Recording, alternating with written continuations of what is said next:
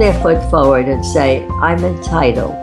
If I'm doing the equal job, I should be paid for it. For all the young women now who have never had to deal with those problems, I walk the floor of the New York Stock Exchange for you. Welcome to another episode of Right of Your Life, where life happens and life storytelling transforms it. Our show is brought to you by lifestorytelling.com. And guess what? You don't have to be a writer to write your life stories. Lifestorytelling.com will teach you how. If you've been through hell and lived to tell about it, or your family skeletons are poking out of the closet, you'll want to check it out at lifestorytelling.com.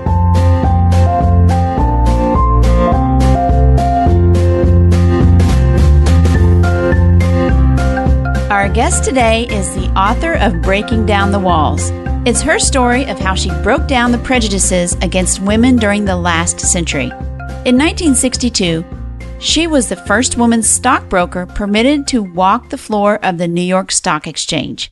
She received her license, walked the floor of the exchange, and fought for and got equal pay for equal work. During her long career, she founded a mutual fund and opened 2 stock brokerage companies.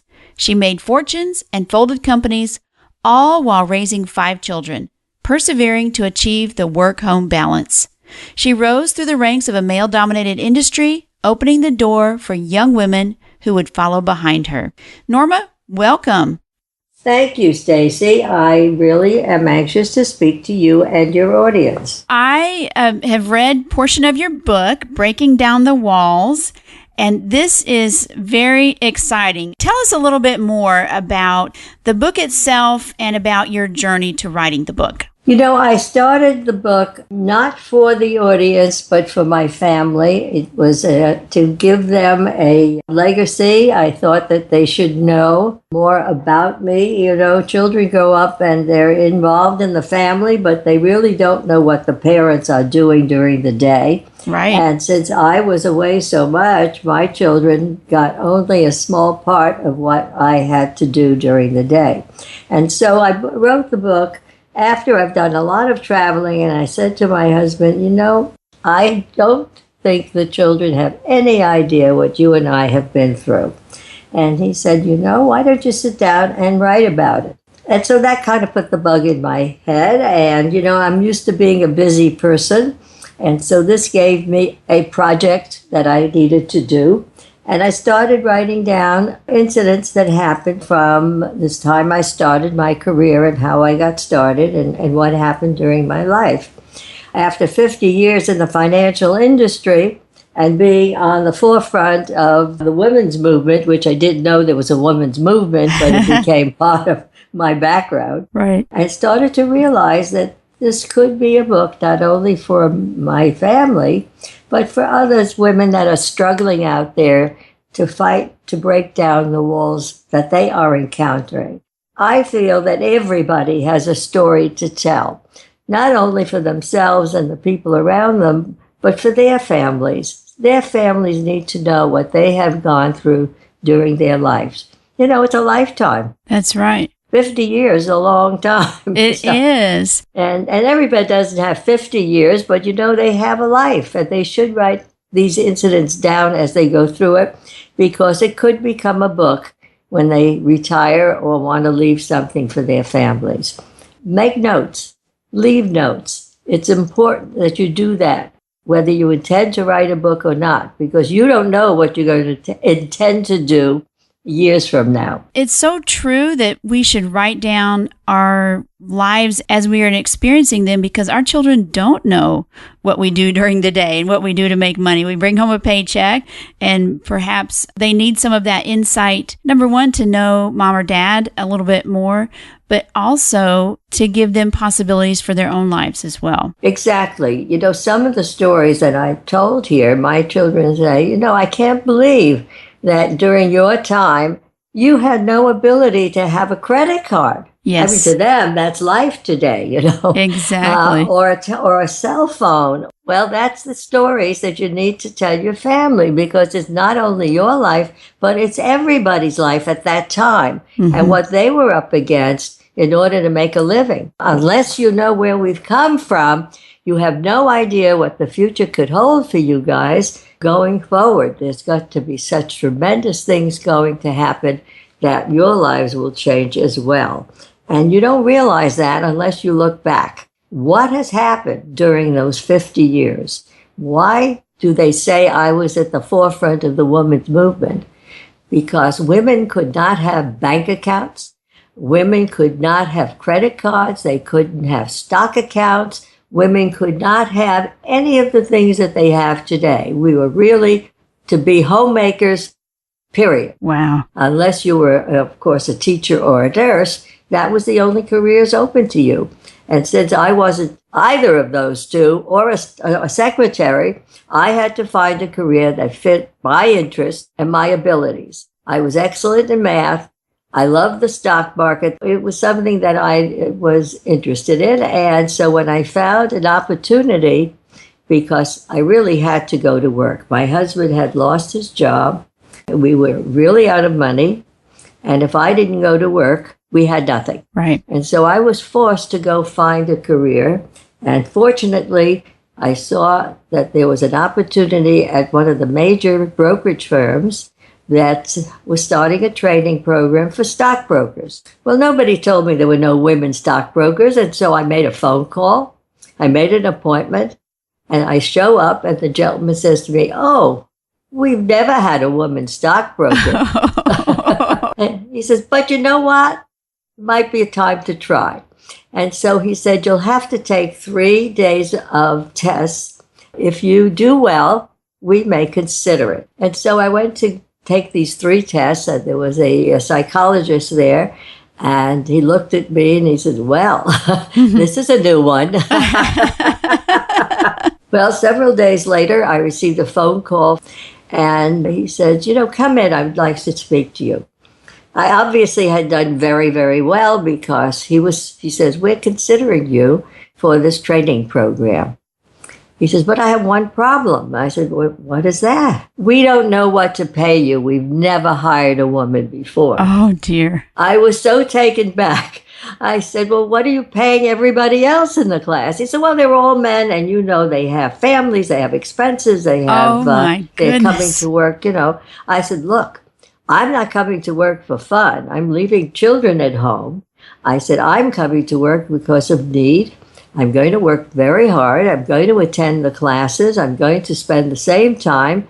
And in addition to that, I also have to buy a wardrobe that I could come to work in. It's not a homemaker's wardrobe. And I have one other expense that these men don't have." And he says, "What's that?" "I have to hire a wife." Right. Oh, my God. I think every woman listening to this is standing up and applauding right now. I said, "Oh, my God." He said, "You know what? I've never thought of that." And so the point I'm trying to make is that you have to negotiate. You can't just accept it. I could have just as well say, "Well, whatever you want to pay me is fine." It was not fine. Right. I was coming to work and I was going to be doing the same job as everybody else. I wasn't working part-time. I wasn't going to be, sloughing off on the job. I was going to do a job. Right. And so why shouldn't I get equal pay? Well, even today, they're still struggling. Women are still struggling. My book teaches people how to negotiate. It's not a learning book. It's a story. It's a story of my life and what I encountered. And by that, you also will probably feel you're encountering the same problems. Nothing has changed. Women have to put their foot forward and say, "I'm entitled." Absolutely. If I'm doing the equal job, I should be paid for it. Right. Not the fact that I'm a female and you pay me less. So anyway, going on forward from that, of course, I had to start now that I got the training, go to work. And so you did. The book is really fascinating. It's all about the story. And at one point you wrote in here, At that moment, I knew I am a woman who will punch through glass if I need to. Did you realize at the moment you were going through all of this that you were going to be the first woman stockbroker permitted to walk across the floor of the New York Stock Exchange? Not at the time I punched through glass. Right. You find obstacles and you have to overcome them. And that's what I did. And so I wrote that particular phrase because I realized later on that all of my life was facing locked doors, and I had to find a way to open them. Right. We need more Normas. After you did get that job, you went on to found a mutual fund company. You opened 2 stock brokerage companies. You've made fortunes all while raising your kids and persevering. That's just amazing. Tell us a little bit more about how you persevered, because there had to have been downtimes where you doubted yourself. Of course there was. I had children at home that had their needs. One of the things that women have to do when they have families is learn to include their families. I had to plan my day so that there was time not only to work, but to enjoy my family, to be part of a family, to have the children have individual goals and they needed to be heard. We had to plan their after-school activities with friends and problems that arose there. And so you have to involve yourself in both jobs, not only your working job, but your home job. Your children, your husband, your families are part of a job. And so organizing your time, it's almost like doing a budget to spend your money. You have to budget your time. So much has to be given to the work job and so much has to be given at home. One of the most important things I can tell women today is that dinner time is your time with your family. You must seat them down around a table with you and talk. You know, today, people with the cell phones, I don't see people conversing. Nobody talks. Right. Everybody's got their thumb on the phone.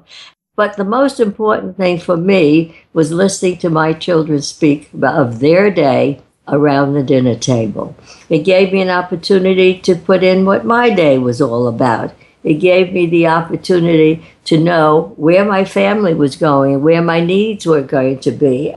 It's extremely important that you find that 1 hour to give to your family and for them to give back to you. Take the time. It's part of living. Because before you know it, there's going to be an empty nest. And so you want to be part of their lives as well. And so that's the advice I can give women as far as raising a family and having a job at the same time. Thank you for that.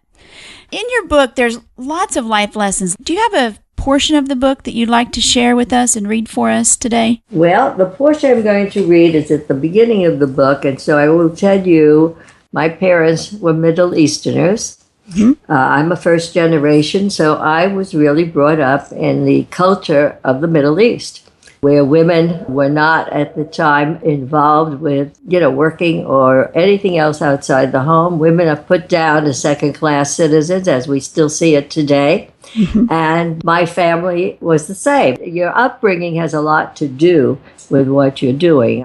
And in the book, I write a passage in the middle on page 61, and I'm turning to it now.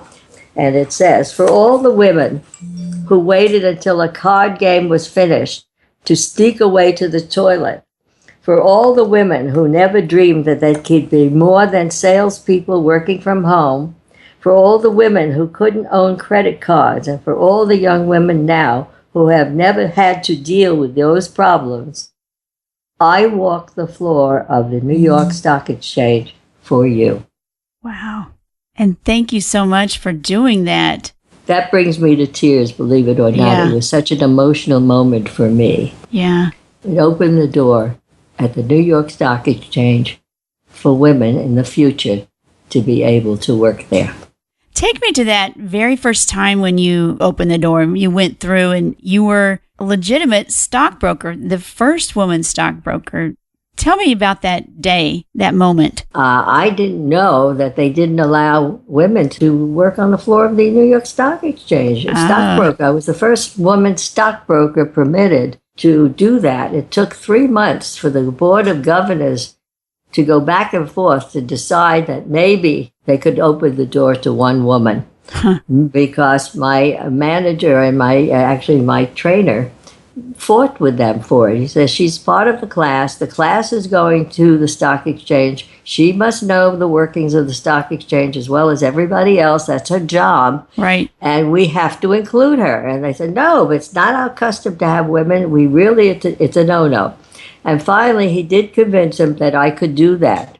He said, but there are no ladies' rooms. I said, well, we can work that out. Somebody can watch the door of the men's room, and I can take care of that. Right. And he said, she's got to come in before the market opens and leave after the market closes because it's a distraction for the men. Oh. Well, it was some distraction. The language was unbelievable, but I wore earplugs not to hear it. Oh, I mean, goodness. It was just awful. But that's what they were concerned with, that, it was not an environment for women. They felt it would hinder the men in their work environment. But it did not. I was there. I enjoyed it. I learned a lot. I'll tell you, when I opened my 2 stock brokerage firms, it was because I was capable of running a firm after that training in which I went through every department of the brokerage firm and spent time there and learning, how to proceed from step to step to step. And when I opened my firm, I was capable of doing that. That had to be intimidating for you. Was it intimidating or was Very it? much so. Very much so. I know I wasn't wanted there. I know that it was going to be difficult. However, I was there to learn. And I put my mind to doing that and not to feel that I was an oddity. They made me feel that way because obviously heads turned when I walked through. But the point was that I was there to do a job, and my head was in that direction. I learned. That was what I wanted to do, to learn. I went in to get a loan so I could get the close to be the first day on the job. And the bank gentleman said to me, oh, we don't give women any loans unless they have a husband to sign for them. I said, well, I'm not going to ask my husband to sign, but I have a job with a salary. Call my boss and see if that is not the case. And he did, and I got that loan, but it was through fighting for it. And so don't accept a no. That's the word I can give all women. Do not accept a no. Find out what you need to do the job. Get the education.